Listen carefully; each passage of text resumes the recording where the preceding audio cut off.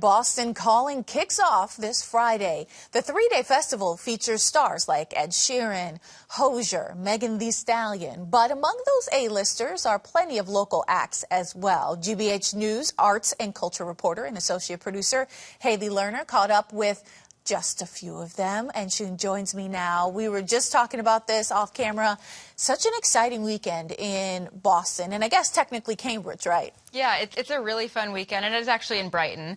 But it's going to be a crazy weekend. There's going to be a lot of traffic on the T, I can assume, and the people going to the festival, it's going to be a lot of fun. That shows you how hip I am. I thought it was in Cambridge, but here we are.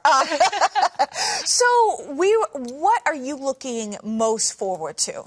I'm really looking forward to, of course, there are some big headliners that I'm very excited about. I'm really excited to see Hozier. I love seeing him every time. I'm excited for some other names like Renee Rapp and Chapel Roan, but it's the local stage that's really going to bring a lot of amazing talent that's from the area. I believe there's about 17 local performers, which is a lot on a set list. And so there's going to be just so many great performances, and they're really going to be representing all different parts of Boston and the music scene. So is it usually that many local artists, 17 you just mentioned? They've been trying to, I think, have the numbers up of local artists in recent years. I think last year was pretty similar. So it is an effort that they have, and there is an extreme focus on having these local artists, and there's a whole separate stage just for the local artists. I imagine that for someone who's performing in and around Boston, it's a huge deal to be able to play Boston Calling. Yeah, I talked to a lot of the artists that are going to be performing, the local artists, and that's what they said. It's a real crazy moment for them, being whether they grew up in Boston or grew up in the music scene here. Boston Calling, it's in the name. It's the biggest festival here in the area, and it feels really special to them. It feels like a real homecoming, and they know a lot of each other. You know, it's a very small, tight-knit music scene here, and so they get to support each other and perform their music, and it's a really big deal for them. I know the organizers are always thoughtful of that sort of mix of genre of artists, you know, a little bit of rap, a little bit of folk, a little bit of R&B, you know, things like that. I mean, I imagine every year someone's looking for their favorite artist. Yeah, the days kind of change based on the sound. You can kind of tell by the lineup that's a little different per sound each day. And I think within the local artists, there is a lot of variety. There's rock, there's shoegaze, there's rap, there's hip hop. There's a lot of variety, and I think if you were to go to the local stage, you're going to get a lot of those different genres. Was there like any big, you know, headliner that you know of that Boston Calling was really trying to get this year?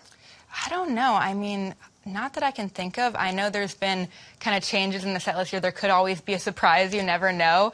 But I know Ed Sheeran is a big name to be headlining this year. There's going to be Megan Thee Stallion. They're just some names that people would pay a lot of money to see at a concert in general. So you get to see them and a lot of other great acts. I'm also thoughtful about, you know, there's a ton of festivals this time of year. I've been to Boston Calling back in the day when it first started, of course, and then, you know, Newport in January and things like that. So, like, where does Boston Calling rank for folks who are, I guess, you know, festival aficionados? Yeah, so I think Boston Calling is never going to be as big as Coachella, seemingly due to the space that we have here in the city, but it still is, in my opinion, a very big regional festival. Before I ever lived in Boston, I knew about it and knew, oh, I want to go there. There's a great name on that lineup. And I do think the lineup is a bit different than other festivals. A lot of festivals have very similar lineups as the summer season goes around, and I do think Boston Calling has a bit more of an alternative and rock angle on it. So there's that difference, but it's definitely a very well-known festival. There are 4 stages, so it brings a lot to offer in the area for music. What would be your tips for someone who's looking to go and really maximize their experience? So make sure you check the FAQ on the website to make sure you have all the right things. I know there are very strict bag requirements. I believe you can only have a fanny pack sized thing or a clear bag, which can be a little bigger. Bring a reusable water bottle. It is going to be hot. You do not want to be dehydrated. Bring ear plugs. I am a big advocate for protecting your ears at concerts. It can be very loud.